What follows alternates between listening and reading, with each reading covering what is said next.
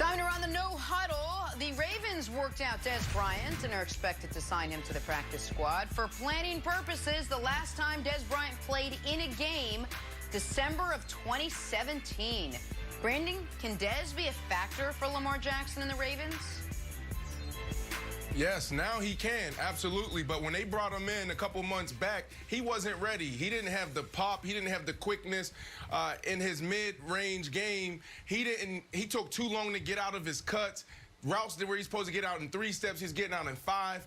And since then, he's been working day after day after day. I've been tracking this guy. He has his pop back. He also is getting in and out of his breaks. This is a guy that can go out there and catch the back shoulder. And this is what that offense is missing. When you have a running game, all you need is that guy that can beat one-on-one coverage, the slant route, the stop route, the goes. You guys hear me say that over and over again. He is the traditional X-receiver.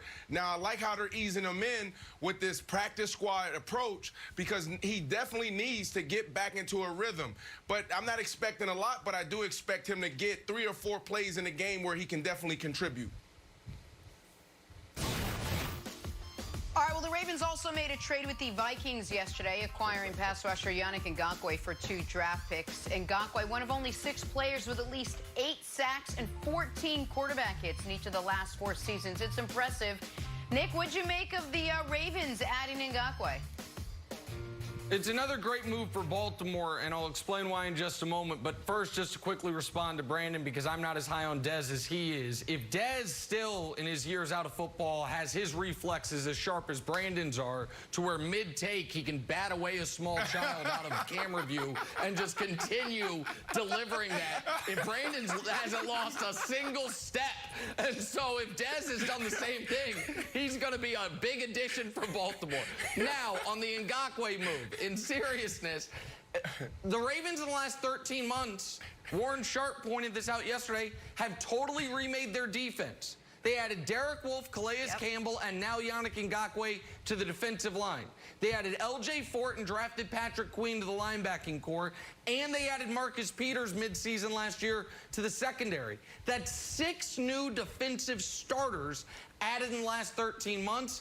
I do wonder, Jenna, if the Ravens, after the Chiefs whooping them and then seeing, okay, if the approach is going to be, rush 3 or 4, drop 7 against Kansas City, if they said, well, if that's what we're going to do, we need to add to that rush by another guy who can get home without a blitz, and Ngahoue is certainly that.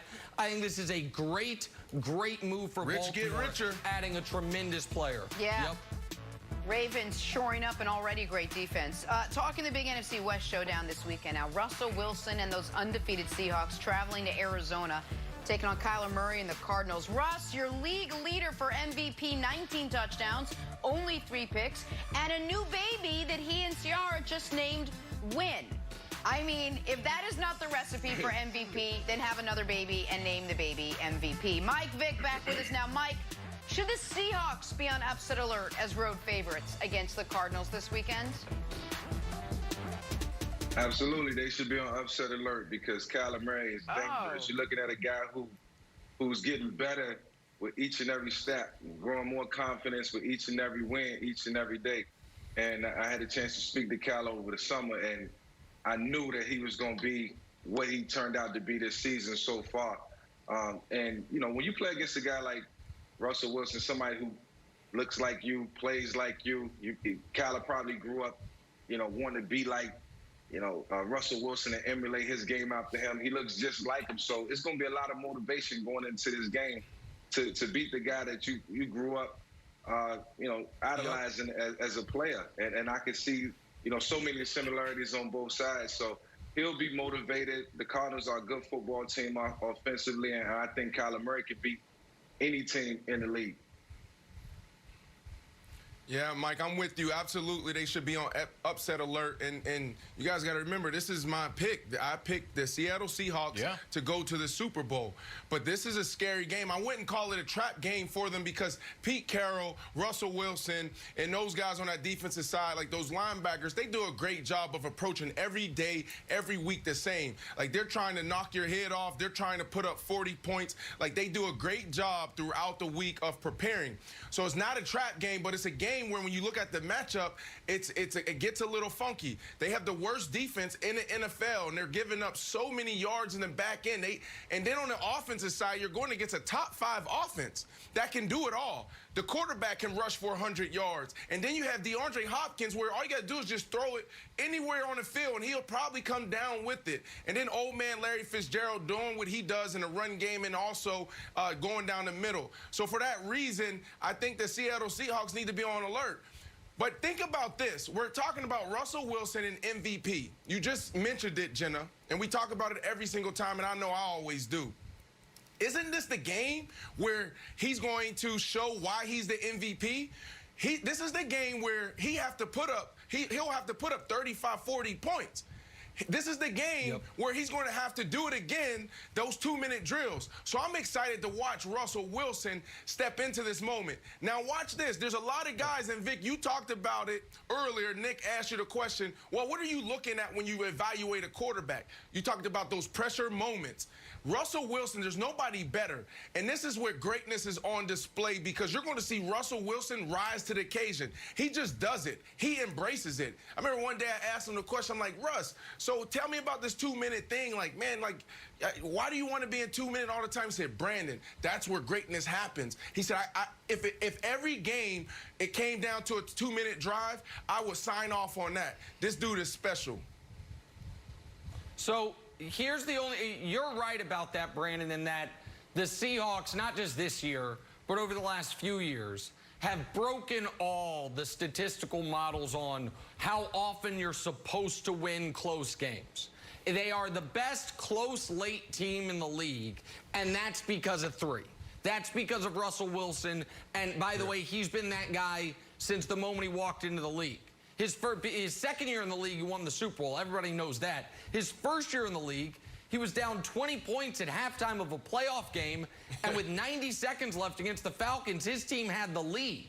Like, he brought them all the way back in that game before a field goal beat him. Like, he has been a consistent big game, big spot performer from the word go, whether it was at NC State, Wisconsin, or Seattle. But your point, I think, is the best one of this is one of the reasons he's such a favorite to win the MVP. And Wilds, you talked about this earlier this week, is because they're never taking the air out of the ball. They always got to go score. Yeah. They always got to keep putting up points. It's why, gambling alert, my favorite bet of the week this week is over 56 in Cardinals Seahawks, because I think this is a 35-31 game at a minimum. I don't think either team's going to be able to stop the other one. But Wilds, I want to throw something to you real quick, because you said something off the air that not a lot of people have been mentioning. Quietly in that Cowboys game, Kyler struggled a bit. He was unbelievable with his legs. The Cardinals scored 38 points, but he was, I think, 9 of 24 passing. I think the Cardinals are going to win. But for the Cardinals to win, Kyler's got to snap back into around that 65-70% completions against a very porous Seattle secondary.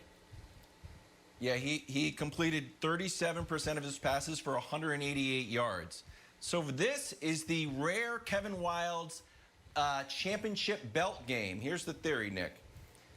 Sometimes people get labeled, Cliff Kingsbury, for example, offensive genius. Well, okay, buddy, you don't get to keep the championship belt throughout your entire life. You just put up a stinker in Dallas, who has a terrible defense. Now you got Seattle, who's given up 370 air yards. You got to put your title belt on the line here, buddy. If Kyler Murray throws for less than 200 yards against a defense that's given up 471 yards total, you lose your belt. You lose your belt, and you know what? You got to lose your mansion, too. You got to move into a small condo in Phoenix. That's it. You can't go up against a defense that has given up almost 500 yards and not put pedal to the metal and still leave and be like, I'm still an offensive genius. You got to do something here. And Brandon, it's a big Achilles heel for this team. It's half a team. And it's like Steelers are great offense, defense. All these teams are great offense, defense. Chiefs are great offense, defense. Seattle, the worst defense in the league, and we're like, oh yeah, probably go to the Super Bowl with the worst defense in the league. I think this is gonna. I think Seattle's gonna get exposed here, and no one should be surprised. Listen, I don't think they'll get exposed because of what they have on the offensive side, but you are 100% right. They can't get after the quarterback. They have no pass rush. On the back end, they have 5 or 6 guys in and out of that lineup. They're beat up back there, and then also they're predictable. Mike, you know this. You played against Seattle. They're running the same defense that you went against. You can pull out your 2010 scouting report when you played against the Seattle Seahawks, and I don't even know if you played against them in 2010, but I'm saying that because you'll pull it out and you're like, well, 3-by-1, they do this. 2-by-2, they do this. If it's first down, 75%, like, you know what the Seattle Seahawks do, and you can actually you can put them in a position you want them to, and that's what the good offenses do. I think that this Kyler Murray-led offense will do a phenomenal job against them because they are banged up and they don't have the personnel. Yep. All right, Seattle, one of 3 undefeated teams in the league. The other 2 undefeateds going head-to-head Sunday. Titans and Steelers. Can Big Ben follow up last week's big win with another big game? I call that a big tease. It's next. This is First Things First.